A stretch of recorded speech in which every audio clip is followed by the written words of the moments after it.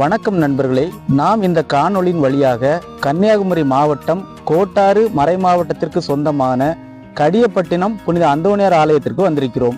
காண்போரின் கண்ணை கவரும் வகையில் அமைக்கப்பட்டுள்ள இந்த அழகிய அந்தோணியார் ஆலயத்தின் சிறப்புகளை உங்களுக்கு விளக்கி இந்த ஆலயத்திற்கு நேரடியாக வந்த உணர்வை உங்களுக்கு ஏற்படுத்த வேண்டும் என்பதே இந்த 4 நிமிட காணொளியின் நோக்கம்.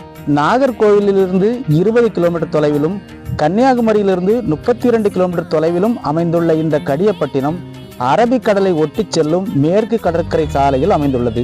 இந்த கடியப்பட்டினத்திலிருந்து வெறும் 1.5 கிலோமீட்டர் தூரத்தில் தமிழகத்தின் மிக பிரபலமான கடற்கரைகளில் ஒன்றான முட்டம் பீச் அமைந்துள்ளது. இயேசுவின் சீடரான புனித தோமையார் கேரளாவில் வந்திறங்கி கடற்கரை மார்க்கமாக தமிழகத்தில் நற்செய்தி அறிவித்த பொழுது அவர் சென்ற ஊர்களில் ஒன்று இந்த கடியப்பட்டினம். இந்த ஊரில் இருக்கும் மற்றொரு புகழ்மிக்க ஆலயமான புனித ராயப்பர் சின்னப்பர் ஆலயம்தான் இந்த ஊரின் பங்கு ஆலயமாகும். கடியப்பட்டினம் புனித அந்தோணியார் திருமக்கள் ஜெபம் செய்ய பயன்படுத்தி வந்த அந்தோணியார் குருசடி பழுதடைந்து போக அதற்கு பதிலாக புதியதாக ஆலயம் கட்ட வேண்டும் என்று முடிவெடுத்து கட்டப்பட்டதுதான் இந்த அருங்கோண வடிவில் கட்டப்பட்டுள்ள அழகிய அந்தோணியார் தேவாலயம். 2011ஆம் ஆண்டு ஜனவரி 26ஆம் நாள் அடிக்கல் நாட்டி கட்ட ஆரம்பிக்கப்பட்டு 2014ஆம் ஆண்டு டிசம்பர் மாதம் 30ஆம் தேதி ஆலயம் அர்ச்சிக்கப்பட்டது. வாங்க இந்த அழகிய ஆலயத்திற்குள் சென்று புனித அந்தோணியாரை சந்திப்போம்.